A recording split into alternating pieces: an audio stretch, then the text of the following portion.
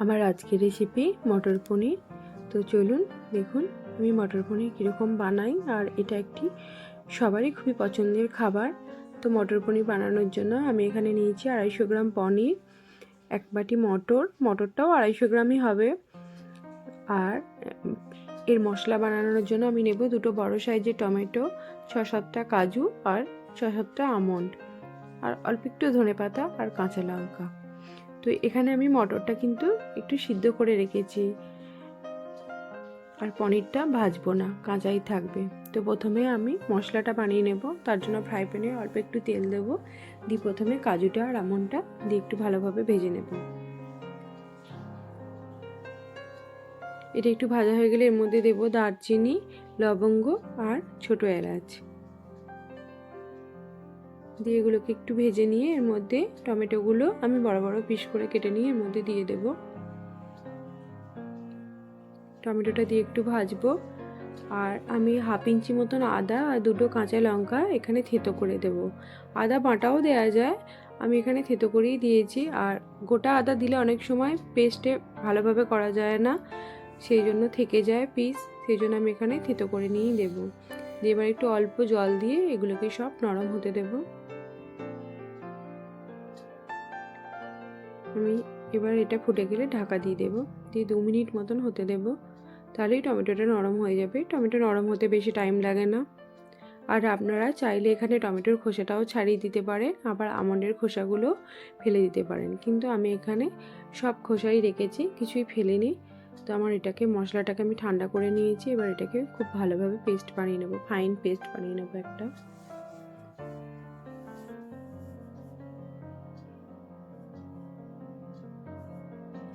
দিয়ে আমি এবার ফ্রাই প্যানের মধ্যে অল্প তেল দেব।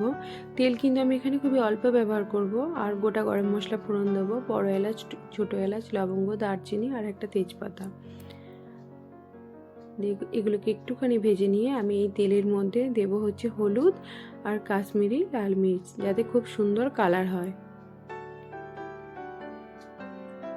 দিয়ে হলুদটা, লঙ্কা গুঁড়োটা একটুখানি ভাজা হয়ে গেলেই যে মশলাটা আমি করে রেখেছিলাম সেটা এর মধ্যে দিয়ে দেব।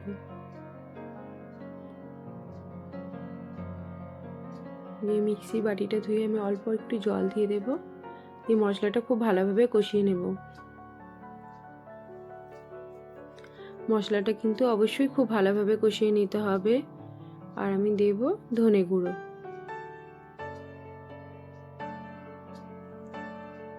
মশলাটা খুব ভালোভাবে ভাজা হয়ে গেলে এর মধ্যে দিয়ে দেবো নুন আর চিনি স্বাদ অনুযায়ী। চিনি আপনারা চাইলে দিতেও পারেন, নাও পারেন, কিন্তু নিরামিষ রান্না নুন মিষ্টি ঝাল সব ঠিক মতো না হলে ভালো লাগে না, সেই জন্য অল্প একটু মিষ্টি দিতে হয় স্বাদের ব্যালেন্স আনার জন্য।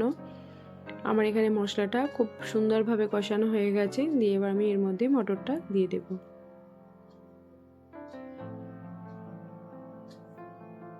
মটরটা দিয়ে আমি এর সাথে ভালোভাবে মিশিয়ে নেব।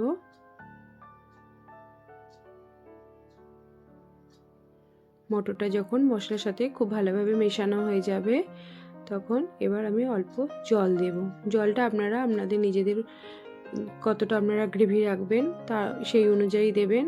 যদিও মটর পনিরে বেশি পাতলা গ্রেভি ভালো লাগে না, সেই জন্য আমি এখানে জলটা অল্পই দেব।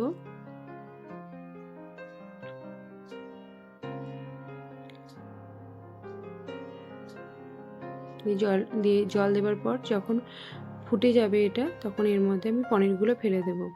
আর মটর পনিরই বলুন বা পালং পনিরই বলুন, পনিরটা যত ভাজা না হবে তত ভালো লাগে দেখতে, পনিরটা সাদা থাকলে।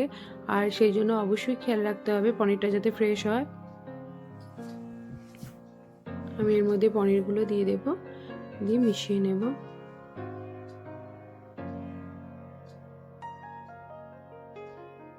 এখানে পনিরটা সাদা না থাকলে ভালো লাগে না, পনিরটা ভাজলে পরে লাল হয়ে গেলে দেখতে অতটা ভালো লাগে না, সেই জন্য পনিরটা সবসময় কাঁচা দিলেই বেশি ভালো লাগে। ব্যাস, এটাকে আমি ঢাকা দিয়ে 2 মিনিট মতন রান্না করব। আমার রেডি মটর পনির। এবার ওপর থেকে একটু আমি গরম মশলা দেব, আর দেব 1 চামচ ক্রিম আপনারা দিতেও পারেন, নাও পারেন, দুধের সরও দিতে পারেন। এবার ওপর থেকে ধনেপাতা কুচি ছড়িয়ে দেব। দিয়ে এটাকে ঢাকা দিয়ে 2 মিনিট রেখে দেব। ব্যাস রেডি আমার মটর পনির। এটা ভাত, রুটি, লুচি, পরোটা সবার সাথেই ভালো লাগে, পোলাও। রেসিপিটা যদি ভালো লাগে আমার চ্যানেলটা সাবস্ক্রাইব করবেন, ফলো করবেন, লাইক করবেন, কমেন্টস করবেন। আজকে এই পর্যন্তই। সবাই ভালো থাকবেন আর এই রেসিপিটা অবশ্যই বাড়িতে একবার ট্রাই করবেন। উপর থেকে এবার একটুখানি ধনেপাতা কুচি আর ক্রিম ছড়িয়ে দিয়ে সুন্দরভাবে এটাকে আপনারা পরিবেশন করুন।